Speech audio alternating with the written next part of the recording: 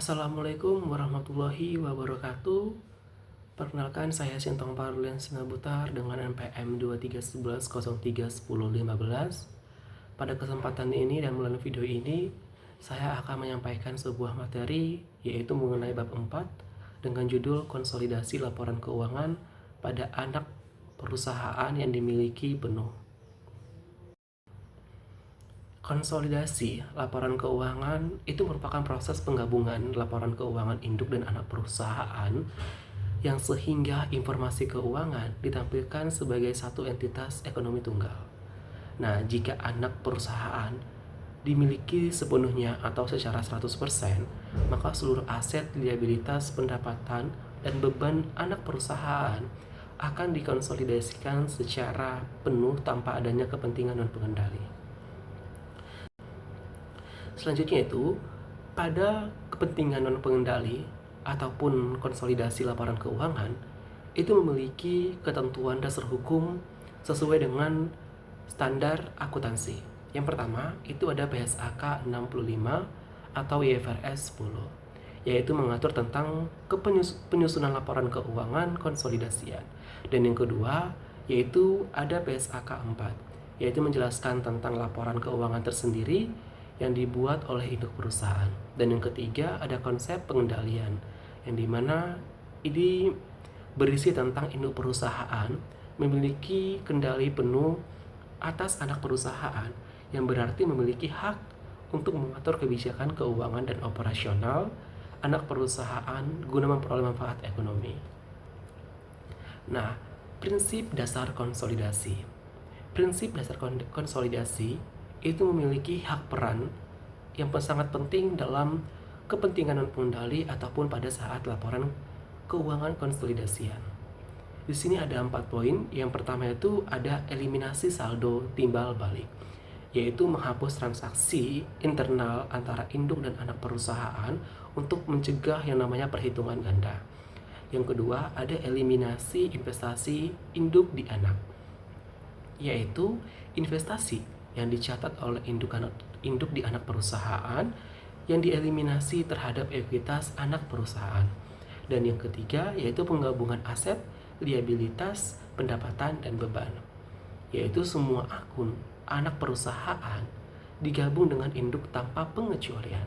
Dan yang terakhir yaitu adalah tidak ada kepentingan non pengendali.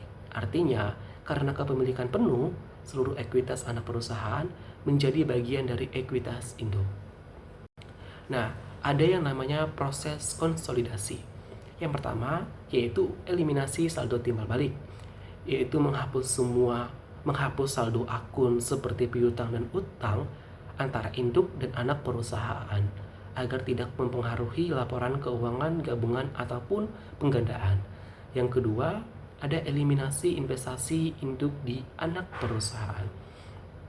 Yang pertama, ada itu mengenai jurnal eliminasi awal yang terjadi pada saat tanggal akuisisi.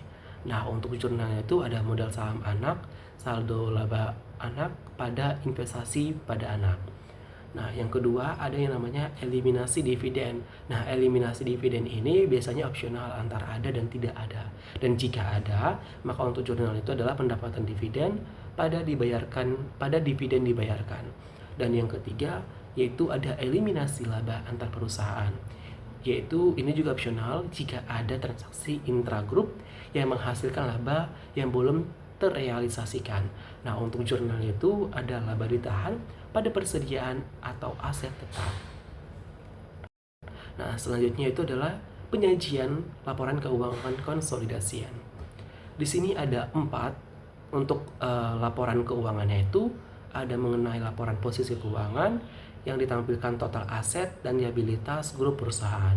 Dan yang kedua ada laporan laba rugi komprehensif, yaitu menggabungkan seluruh pendapatan dan beban untuk mencerminkan performa keuangan gabungan.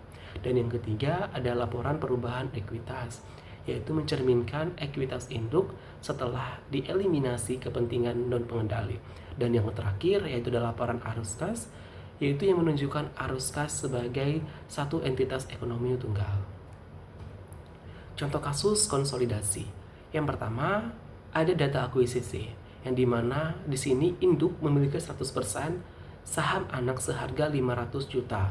Ekuitas anak pada saat akuisisi itu terdiri dari modal saham 300 juta dan saldo laba sebesar 200 juta. Maka untuk jurnal eliminasi awal yaitu adalah modal saham anak, saldo laba anak pada investasi pada anak. Dengan total di debit dan kredit yaitu 500 juta.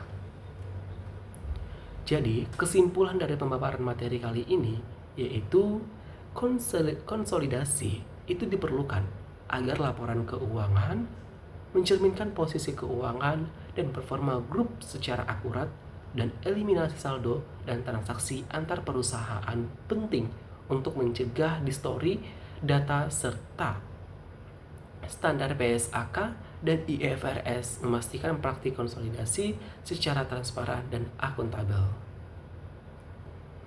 Demikian pemaparan materi yang bisa dapat saya sampaikan.